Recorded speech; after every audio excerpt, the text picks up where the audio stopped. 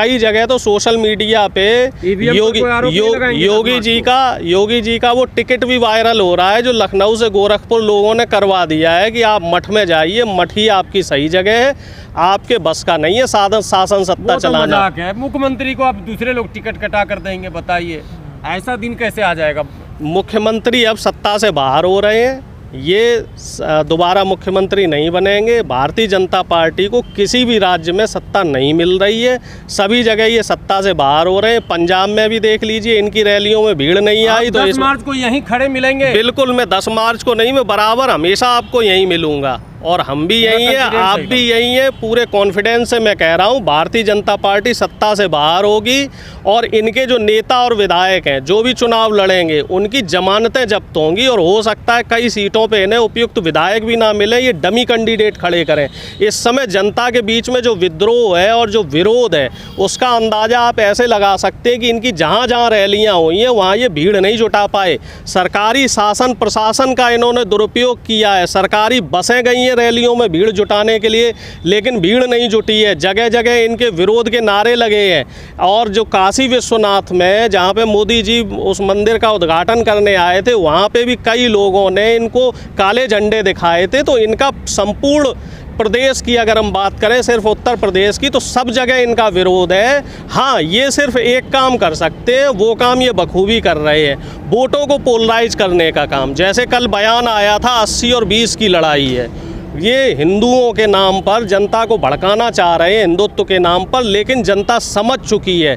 जनता इनको 2 बार वोट दे चुकी है, और तीसरी बार इन्होंने यूपी में भी 2017 में वोट दिया है, और वोट दे के पछता रही है जनता।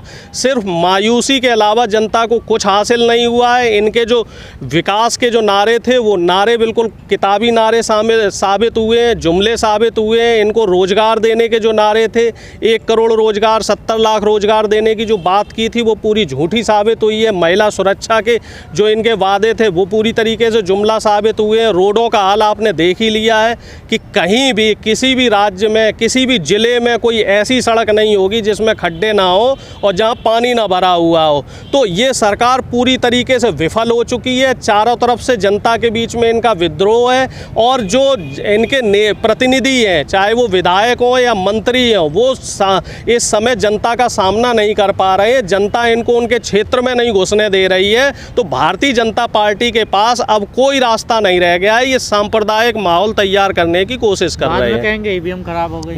नहीं, इस बार ऐसा नहीं होगा। इस बार हमारी ईवीएम पे भी पैनी नजर रहेगी। बयान पर तो आप मान गए कि योगी जी का ये ध्रुवीकरण का बयान है, इनके पास यही रहता है, मंदिर मस्जिद, पाकिस्तान हिंदुस्तान, हिंदू मुस्लिम। क्या मानना? ओवैसी साहब तो इनकी बी टीम है। ओवैसी साहब यहाँ पे वोटों का ध्रुवीकरण करने का काम कर रहे हैं, लेकिन ओवैसी साहब को भी मुस्लिम जनता पसंद नहीं कर रही है। वो भी समझ रही है कि ये यहाँ पे वोट काटने के लिए आए हैं। बिहार में इन्होंने वोट काटा, और आरजेडी कांग्रेस का जो गठबंधन था वो सत्ता से बाहर हुआ। बंगाल में भी इन्होंने वोट काटने की कोशिश की, बंगाल की जनता समझदार थी, इनको वोट नहीं दिया। इसी तरीके से जो उत्तर प्रदेश की जनता है, वो पूरी तरीके से समझ चुकी है कि इनका टारगेट किस तरफ है। इनका टारगेट जो है वो भारतीय जनता पार्टी की तरफ नहीं है। इनका टारगेट जो प्रमुख विपक्षी दल है, ये उसको टारगेट करने का काम कर रहे हैं। और इस बार जो फॉर्मूला लगेगा, बंगाल वाला फॉर्मूला लगेगा, दिल्ली वाला फॉर्मूला लगेगा, जनता इनको सत्ता से बाहर करेगी। अखिलेश यादव भी तो परशुराम का आशीर्वाद ले रहे हैं। भाई लेना चाहिए, कोई भी हो, अखिलेश यादव जी हो, प्रियंका गांधी जी हो, सबको आशीर्वाद लेना चाहिए। हर धर्म के लोगों का आशीर्वाद लेना चाहिए। से क्यों दिक्कत हो जाती है भाई? बीजेपी जिस तरीके की गंदी राजनीति करती है, अभी 25 दिसंबर को आपने देखा होगा कि जिस तरीके से जीसस क्राइस्ट की मूर्ति के साथ छेड़छाड़ की गई, तो वो घटना पे कार्रवाई क्यों नहीं हुई भाई अब तक? और मुसलमानों के साथ जगह जगह जो लिंचिंग का काम करते हैं आरएसएस के लोग, उस पर कार्रवाई क्यों नहीं करते हैं? ये माइनॉरिटी में कोई भी कास्ट हो आपकी, हर कास्ट इस समय इनसे परेशान है। जैन धर्म के लोग वो इनसे परेशान है, बौद्ध धर्म के लोग वो इनसे परेशान है, सिख धर्म के लोगों को इन्होंने आतंकवादी बता दिया। मोदी जी जब पंजाब से वापस आए अपनी फ्लॉप रैली में बहाना बना के, तो क्या कह रहे साहब कि पंजाब की जनता से मैं जान बचा कर आया हूँ। उनका कहने का मतलब ये था कि जो पंजाबी है, जो सिख कम्युनिटी है, वो आतंकवादी है। इन्होंने हर धर्म के लोगों को और हर जाति के लोगों को, खासतौर से यादव को बोला जाए तो योगी आदित्यनाथ आदित्यनाथ ये कहते हैं कि यादव तो औरंगजेब के वंशज है। तो ये हर जाति के लोगों को टारगेट कर रहे हैं, हर धर्म के लोगों को टारगेट कर रहे हैं। 2 साल पहले बरेली की घटना आपको याद होगी, वहाँ एक ठाकुर ने एक दलित को पीट पीट के सिर्फ इसलिए मारा, उसको पेशाब इसलिए पिलाया क्योंकि उसने अपना खेत पहले काट लिया, गेहूं का खेत, और उसका खेत बाद में काटा। तो ये इस तरीके का काम कर रहे हैं। ये समाज का जो ताना बाना है, सामाजिक ताना बाना है, उसको तोड़ने का काम कर रहे हैं। खास सुधार कांग्रेस राज्यों में भी नहीं है। क्यों नहीं है भाई? पंजाब में आप देख लीजिए, दलित मुख्यमंत्री बने हैं, पहले दलित मुख्यमंत्री हैं। दिन के लिए बना दिया आपने दलित? दोबारा बनेंगे, जनता उनको पसंद कर रही है, दोबारा चन्नी साहब मुख्यमंत्री बनेंगे। उत्तराखंड में भी बदलाव होगा, राजस्थान में भी ठीक हाल है। वो तो बीजेपी के लोग हैं जो वहाँ पे माहौल खराब करने की कोशिश कर रहे हैं। कहीं नहीं, ऐसा नहीं है। कांग्रेस सरकार ऐसा मत कीजिए। ये तो उत्तर प्रदेश में हो रहा है, मध्य प्रदेश में हो रहा है, राजस्थान में कहीं नहीं। जहाँ जहाँ विपक्ष की सरकार है वहाँ माहौल पूरी तरीके से ठीक है। बंगाल में ममता दीदी ने सरकार बनाई, उसके बाद आपने देखा किस तरीके से माहौल खराब करने की कोशिश की गई, और उसके बाद कौन लोग वहाँ पकड़े गए थे? कौन लोग पकड़े गए थे?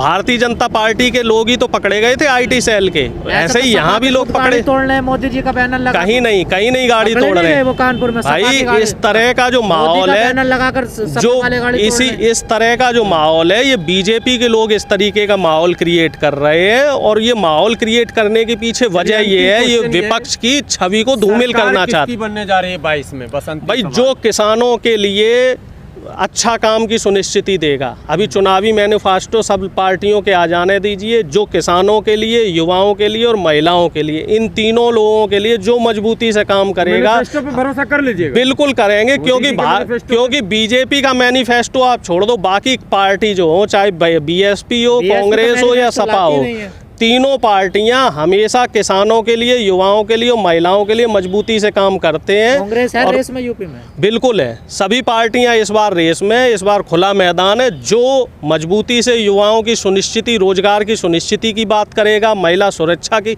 सुनिश्चिति की बात करेगा, जो किसानों के अधिकारों की बात करेगा, एमएसपी की बात करेगा, बकाया भुगतान की बात करेगा, जो डीएपी को सस्ता करने की बात करेगा, जो बिजली में सब्सिडी की बात करेगा किसानों के लिए, इस बार जनता उसी को वोट देगी। महिला सपा की प्रदेश अध्यक्ष हैं लीलावती कुशवाहा, उन्होंने बड़ा हमला बोला है प्रियंका पे। पहले खुद लड़ लें, महिला हूँ मैं, लड़ सकती हूँ, लड़की हूँ, लड़ सकती हूँ, सारे बोले। भाई इस तरह की जो बयानबाजियां हैं राजनीतिक माहौल में होती रहती हैं, और मुझे लगता है कि ऐसी बयानबाजियां होनी चाहिए। और प्रियंका जी भी इस बार मजबूती से चुनाव लड़ेंगी, और मुझे ऐसा लग रहा है कि जो नुकसान होगा वो सिर्फ भारतीय जनता पार्टी को होगा। बाकी पार्टियों के पास इस समय खोने के लिए कुछ नहीं है। सभी की इस बार जो है चुनाव में, सभी की दांव पे, इज्जत दांव पे लगी हुई है।